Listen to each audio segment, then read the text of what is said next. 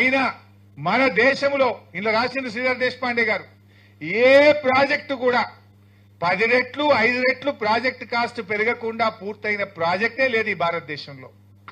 ఇందులో చాలా స్పష్టంగా పేజ్ నంబర్ 25 లో మీరు చూసినట్టయితే ఏ ప్రాజెక్టుకు ఎన్నెన్ని రెట్లు పెరిగింది అనేది కూడా చాలా స్పష్టంగా వారు చెప్పారు.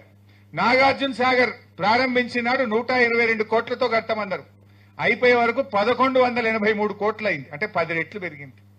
అదేవిధంగా శ్రీరామ్ సాగర్ 40 కోట్లతో కడతామన్నారు, అయిపోయే నాటికి 4300 కోట్లయింది, అంటే 100 రెట్లు పెరిగింది. ఇకపోతే జూరాల 70 కోట్లతో కడతామంటే పూర్తయ్యేసరికి 1815 కోట్లయింది. అదేవిధంగా పులిచింతల 565 కోట్లతో కడతామంటే 1816 కోట్లయింది. ఇట్లా అన్ని ప్రాజెక్టుల వివరాలు ఉన్నాయి, అన్ని కాంగ్రెసే కట్టింది. సో ఏ ప్రాజెక్టు కూడా 10 రెట్లు 5 రెట్లు పెరగకుండా ఇప్పుడు పూర్తి కాలేదు. ఇన్ఫాక్ట్ కాళేశ్వరం ఈ రాష్ట్రంలో కట్టిన అన్ని ప్రాజెక్టుల కంటే అతి తక్కువ పెరుగుదలతో పూర్తయిన project Kaleshwaram project. I'm challenging, అతి తక్కువ పెరిగింది. ఏ ప్రాజెక్ట్ అయినా 10 రెట్లు 20 రెట్లు 50 రెట్లు పెరిగింది. సో లోయెస్ట్ ఎస్కలేషన్ తో పూర్తయిన ప్రాజెక్టు కాళేశ్వరం ప్రాజెక్ట్. ఇక పెరిగిందని వీళ్ళు గోబల్స్ ప్రచారం చేస్తూ ఉంటారు. అదేవిధంగా ఒకసారి మీరు గుర్తు తెచ్చుకోండి, పేపర్లలో కాళేశ్వరం సర్వే కోసం డిజైన్ కోసం 677 కోట్లు ఇచ్చిందని వచ్చింది పేపర్లో హెడ్డింగ్. ఎవరో పోయి జస్టిస్ ఘోష్ కమిషన్ కలిసిందట, కలిస్తే ఘోష్ గారు ఏదో అడిగిందని 677 కోట్లు మీరు సర్వే డిజైన్ కి ఇస్తారా అని ఘోష్ ఆయనను బాగా నిలదీశారని, వీళ్ళు నీళ్లు నమిలారని తెల్లారి ఏ పేపర్ చూసినా ఫ్రంట్ పేజ్ బ్యానర్ 677 కోట్ల ఆ సర్వేకు డిజైన్ కని. ఈ బుక్ లో జీవోలతో సహా పెట్టింది దేశపాండే గారు. జోక్ ఏంటంటే ఆ జీవో నంబర్ 40 జీవో నంబర్ 40 18/1/2016 దానికి ఇచ్చిన డబ్బు ఎంత అంటే 677 లక్షలు, అంటే 6,77,00,000. పేపర్లలో ఏమొచ్చింది 677 కోట్ల రూపాయలు సర్వే డిజైన్ కి ఇచ్చింది. ఇది ఏం చెప్పాలి, ఎవరికి చెప్పాలి? ఇది మళ్ళీ ఏ పేపర్ చూడండి మీరు తెల్లారు, ఇదంతా ఎక్కువ 6 నెలల కింద ముచ్చట నేను చెప్పేది. ఘోష్ కమిషన్ ముందు హాజరై నీళ్లు నమిలిందని బ్యానర్ ఐటమ్ ఏ పత్రికనైనా 677 కోట్లు కాళేశ్వరం డిపిఆర్ కి ఇచ్చిండ్రు. ఇచ్చిందేంది 677 లక్షలు. అంటే ఎంత తిమ్మిని బమ్మిని చేసి ఎంత దుష్ప్రచారం చేస్తుండ్రో దాన్ని కళ్ళకు కట్టినట్టు ఆధారాలతో సహా దేశపాండే గారు ఈ పుస్తకంలో పెట్టారు. ఇక ఇట్లా చెప్పుకుంటూ పోతే ఇంకా చాలా విషయాలు కూడా ఉన్నాయి. ఇక అవినీతి గురించి మాట్లాడతారు. ప్రాణహిత చేవెళ్లలో ఇందాకే చెప్పాను, ప్రాణహిత చేవెళ్లలో 7 ఏళ్లు కాంగ్రెస్ పార్టీ అధికారంలో ఉంటే పనిచేసింది తక్కువ, సర్వే మొబిలైజేషన్ అడ్వాన్స్ల మీద బిల్లులు లేపింది ఎక్కువ. 2600 కోట్లు తట్టెడు మట్టెత్తకుండా రూపాయి పనిచేయకుండా టెండర్లు పిలిచి అడ్వాన్స్లు ఇచ్చిండ్రు కాంట్రాక్టర్లకు 2300 కోట్లు. వీళ్ళు ఈ దుర్మార్గులు ఇవాళ బీఆర్ఎస్ ని పట్టుకొని ఇవాళ అవినీతి అని మాట్లాడతారు. ఎట్లుండదంటే ఏదో గొంగట్లో కూర్చొని ఏదో ఎంటికలు ఏరుకున్నట్టు కాంగ్రెస్ వాళ్ళ కథ. అవినీతికి కేర్ ఆఫ్ అడ్రస్ కాంగ్రెస్. కానీ ఇవాళ వాళ్ళు ఒక మంచి పని జరిగితే ప్రజల్లో బీఆర్ఎస్ కు మంచి పేరు వస్తుందని ఒక దుష్ప్రచారానికి వాళ్ళు ఒడిగొడుతున్నటువంటి పరిస్థితి కూడా మనం చూస్తున్నాం.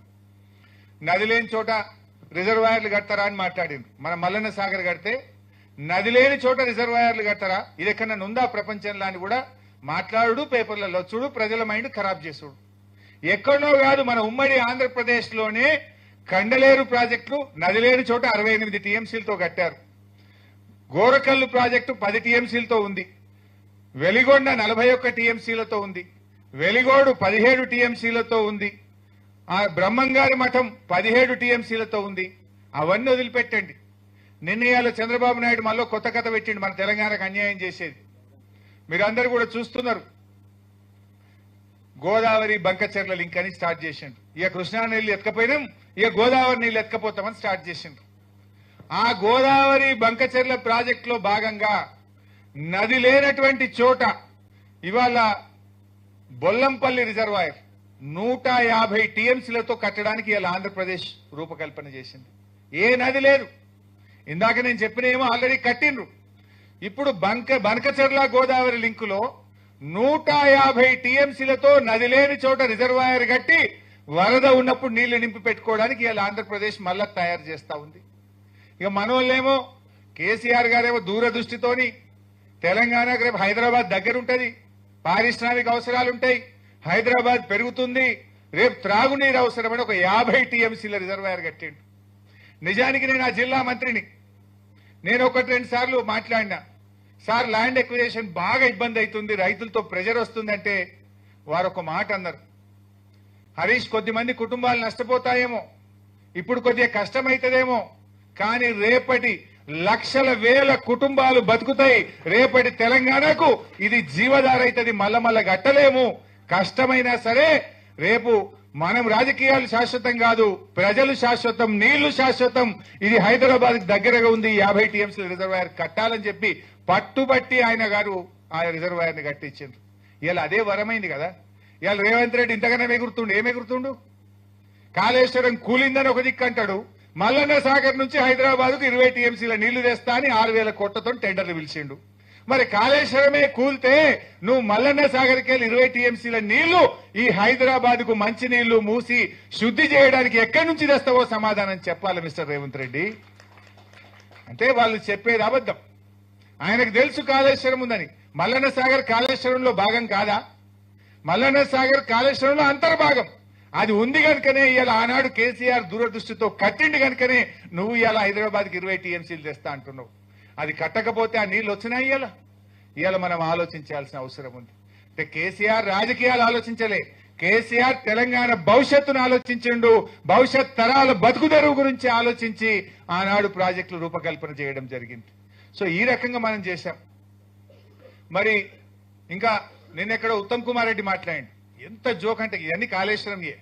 ఉత్తమ్ కుమార్ రెడ్డి మాట్లాడుతూ ఇందాక ప్రకాశ్ అయినా కూడా చెప్పిండు, ఎవడన్నా ఇసుక మీద కట్టడా అన్నట్టు ఉత్తమ్ కుమార్ రెడ్డి అంటాడు, ఈ దేశంలో గాని ప్రపంచంలో గాని ఎక్కడన్నా బ్యారేజీలు కడితే 2 టీఎంసీలు 3 టీఎంసీల కంటే ఎక్కువ నిల్వ సామర్థ్యం ఉండదు అని మాట్లాడిండు. మరి ఆయన అయితే చదువుకున్నోడే, విజ్ఞుడే, విజ్ఞానవంతుడే, కానీ ఆయన కూడా అవివేకంతో, అజ్ఞానంతో లేదా రాజకీయ దురుద్దేశంతో తప్పుడు మాటలు మాట్లాడుతున్నాడు.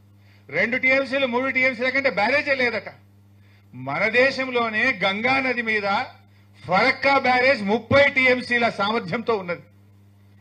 దాని డెడ్ స్టోరేజే 7 టీఎంసీలు ఉంటుంది ఫరక్కా బ్యారేజీలో. వీళ్ళంటారు మేడిగడ్డ, అన్నారం, సుందిల్లా 7 టీఎంసీలు 6 టీఎంసీలు కెపాసిటీని ఎట్లా కడతారు? 2-3 కంటే ఎక్కువ ఉండదు అన్నారు. ఇవాళ చూస్తే ఒక్కటి కాదు, అస్సాంలో సంకోష్ బ్యారేజ్ 15 టీఎంసీల సామర్థ్యం. అదేవిధంగా వెస్ట్ బెంగాల్లో దుర్గాపూర్ బ్యారేజ్ 20 టీఎంసీల సామర్థ్యం. అదేవిధంగా ఉత్తరాఖండ్ లో తెహ్రీ బ్యారేజ్ 11 టీఎంసీలు, ఉత్తరప్రదేశ్ లో గంగా బ్యారేజ్ 13 టీఎంసీలు. ఇట్లా ఎన్నో బ్యారేజీలు ఉన్నాయి. కానీ రాజకీయాల కోసం ఈయన మాట్లాడుతుంటాడు, ఉత్తమ్ కుమార్ రెడ్డి 2 టీఎంసీల కంటే ఎక్కువ బ్యారేజే లేదట ప్రపంచంలో. ఇప్పటికైనా సోయి తెచ్చుకో, ఆ అజ్ఞానంతో మాట్లాడి విలువ తీసుకోవద్దని చెప్పి కూడా నేను ఆయనకి హితో పలుకుతా ఉన్నాను.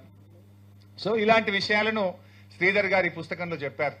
అంటే విమర్శకులకు మూతోడ్ జవాబ్, ఈట్ కా జవాబ్ పత్తర్ సే దియే అన్నట్టు తన అద్భుతమైనటువంటి రచనతో ఇవాళ కాళేశ్వరం మీద విమర్శకులకు సరి అయినటువంటి సమాధానాన్ని, ధీటైనటువంటి సమాధానాన్ని అందించారు. ఎవడన్నా ఎక్కువ తక్కువ మాట్లాడితే పుస్తకం ఇచ్చి చదువుకొని రారా భయం చెప్పాలి అంతేగా. ఈ చదువుకొని వచ్చినాక కాళేశ్వరం గురించి మాట్లాడడానికి వాడు మళ్ళీ మాట్లాడాడుగా. చాలా సార్లు నేను సవాల్ కూడా వేసినాం, బహిరంగ చర్చకి రెడీ పోయి నేను వస్తా అంటే ఎవరు రారు. ఎందుకంటే మన దగ్గర సమాధానం ఉంది, నిజాయితీ ఉన్నది, మనం చేసిన పనిలో చిత్తశుద్ధి ఉన్నది కనుక వీళ్ళెవరు కూడా ముందుకు వచ్చేటువంటి పరిస్థితి ఈ రోజు మనకు కనబడతలేదు. సో ఇట్లా కాళేశ్వరం మీద ఇంకా